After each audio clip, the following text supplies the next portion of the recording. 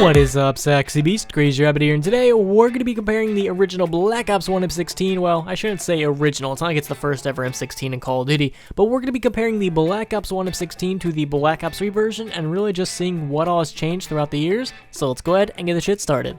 So the first thing I'm going to do is let you guys watch and listen to each individual weapon, both the Black Ops 1 Unpack-Punched and Pack-Punched versions, and the same with the Black Ops 3 version, just so you guys can actually see and hear the differences, so here you go.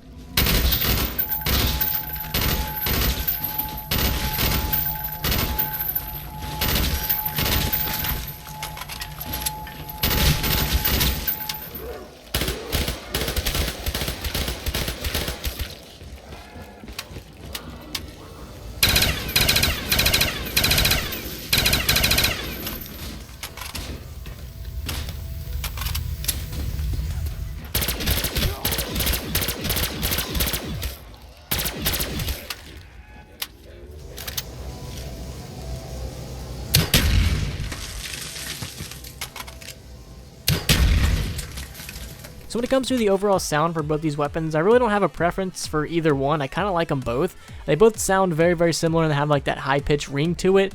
I really don't think one sounds better than the other. So when it comes to sound, I really don't have much of a say. But when it comes to looks, I used to think the Black Ops 3 M16 looked a lot better than the original, but that was before they gave it like that red dot reflex ELO, whatever the fuck it's called on Black Ops 3, and before they actually gave it the grip. I used to think the original Black Ops 3 M16, when it was just an M16 and had the Joker card on it, I thought that thing looked absolutely amazing, but then they kind of ruined it by throwing all these attachments on it, and now I just think it looks god-awful and I'm just not a huge fan of it. So when it comes to looks, I like the original Black Ops 3 M16 a lot more, but now they kind of became a priest in an elementary school and they kind of did some unspeakable things to it, so now I definitely do prefer the Black Ops 1 M16.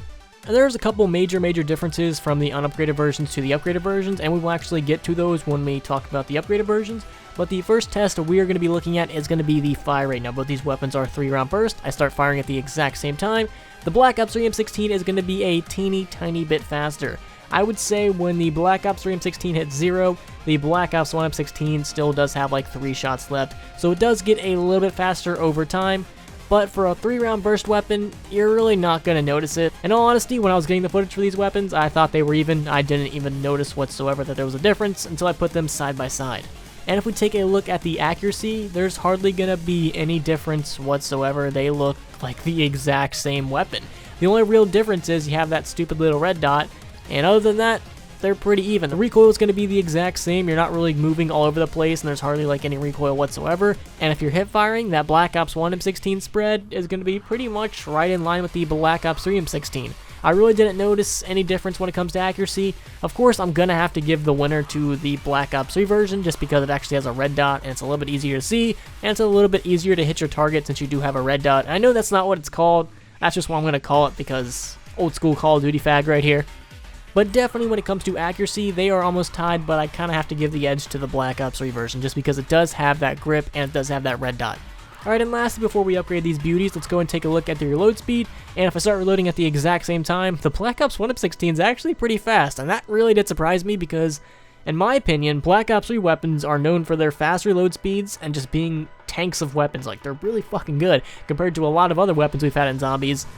But this M16's reload speed for Black Ops 3 was kind of really slow, and that really surprised me. I was expecting the Black Ops 1 version to be incredibly slow, but it actually ended up winning and it was actually faster, and that was very disappointing. You owe me an explanation, Jason Blundell. I'm not sure why, but I want one.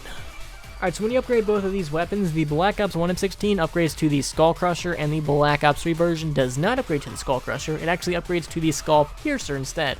And there are a couple differences. Number one, sadly, you do not have a grenade launcher in the Black Ops 3 version. You only get that in the Black Ops 1 and the Black Ops 2 M16s. You do not get that with the Black Ops 3 M16.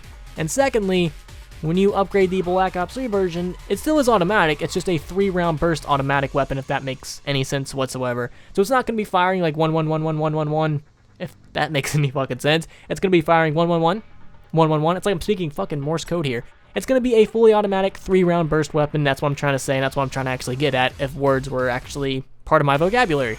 So basically what all that randomness and me trying to pronounce English words meant is that the fire rate is going to be in favor of the Black Ops 1 M16 because that's fully automatic, so it's going to be able to fire pretty fast. I would say it's like right on par with the World War Thompson when you actually fully upgrade that, if that gives you any sort of reference to how fast this Black Ops 1 M16 actually is.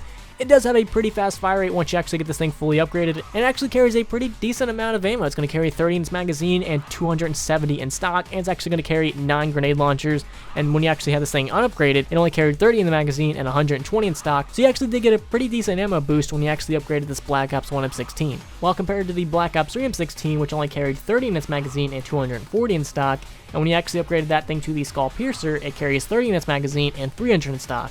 So when you upgraded it, it really didn't get that much of an ammo boost, but it still does carry more ammo.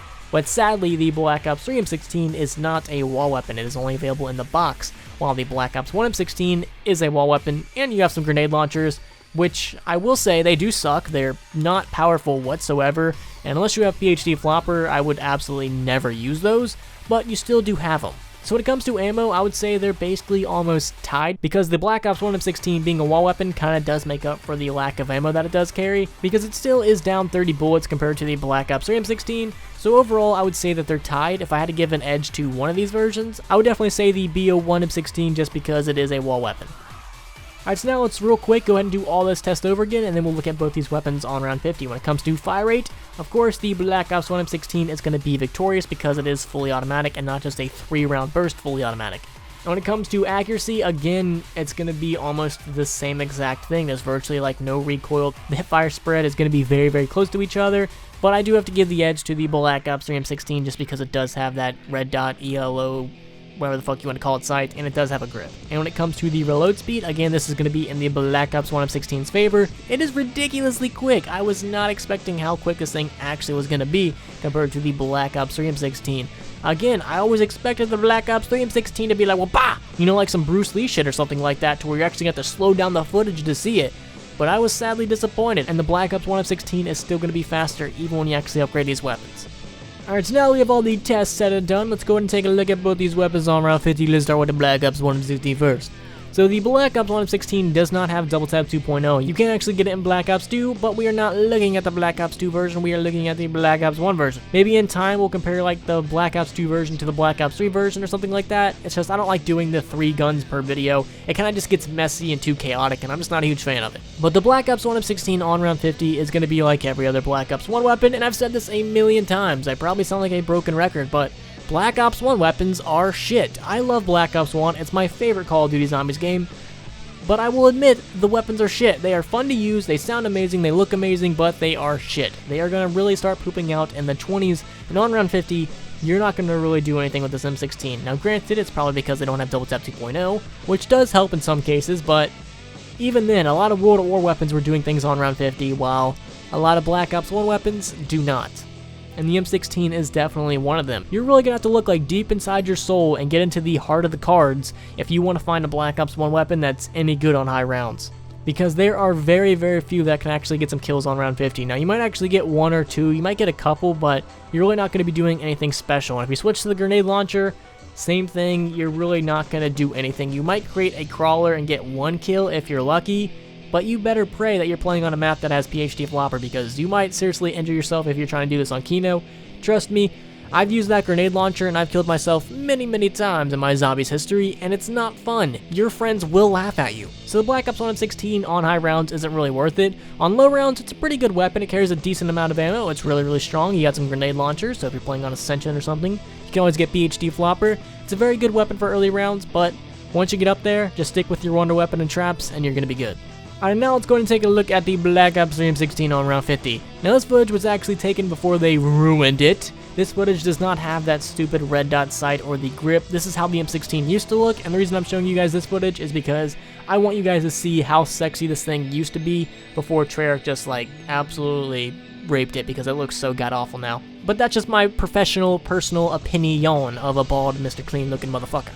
But the Black Ops 3 M16 is going to be pretty decent. I would definitely say it's going to be a lot better than the Black Ops 1 version. It's actually going to get you some kills. You're actually going to be able to do some stuff. You're really not going to be doing nothing, but it's not going to be as good as a lot of other weapons. It's not going to be as good as the Dingo. It's not going to be as good as the Vesper, the KN-44, the Draken, the Haymaker, the Brecci, however you want to pronounce that English.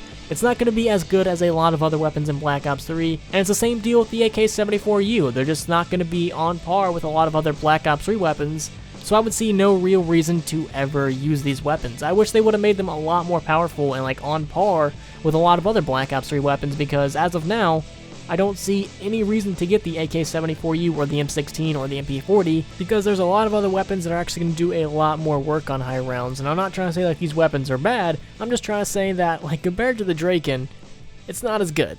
I really wish they would have upped the damage, because if these weapons were on par with a lot of other Black Ops 3 weapons, these would be the only things that I use because I enjoy using them. They're really fun. It gives you a good nostalgia trip. These would be the only weapons that I would ever use in Black Ops 3, but sadly, they are just not that good. Now, in the grand scheme of zombies, I would say this M16 is probably about average. It's probably smack dab in the middle, and the Black Ops 1 M16 is a little bit under average. So these M16s are really nothing special, but they still are fun weapons to use, and they just still are an iconic weapon in zombies. Now, the M16 in multiplayer, I never used it in Black Ops 3, so I have no idea if it's good or even if it's in that fucking multiplayer game. I don't know. I've never touched Black Ops 3 multiplayer. I have like 10 minutes total played. But in Black Ops 1, I really loved that M16 in multiplayer. It was definitely one of my favorite weapons, and I think to this day, it was the only burst weapon I ever used in multiplayer. I threw a red dot on that bitch. I had Ghost. Sometimes I put a silencer on it because sometimes, you know, I think the silencer makes the gun a little bit better, even though it doesn't. But in my weird fantasy world, it does. And sometimes I would throw a silencer on the M16 and I would just go to town. So part of me does wish that the Black Ops 3 M16 in multiplayer is still a fun weapon to use, and it's actually still a decent weapon. I'm never gonna play Black Ops 3 multiplayer to figure it out, but you guys can tell me in the comments. So that has been this video, and real quick, I want to say thank you to my Patreon supporters. You guys are the best. Thank you guys so much for all your support. I'm sorry I haven't really done much for Patreon since Hurricane Irma. I didn't have power or internet for a long time, but I am alive. I did survive. This is not a pre-recorded video. So again, thank you to my Patreon supporters. If you were curious about what Patreon is or want to be a Patreon supporter, go ahead and click that link right there in the description. You get a bunch of cool rewards, videos early, extra content, and so much more. So go ahead and click that link if you are interested. And real quick, go ahead and follow me on Twitch, Twitter, Instagram, and all the other links that are in the description, just because I told you to. And lastly, I hope you guys have a fantastic day, and I will see you in the next video. Peace.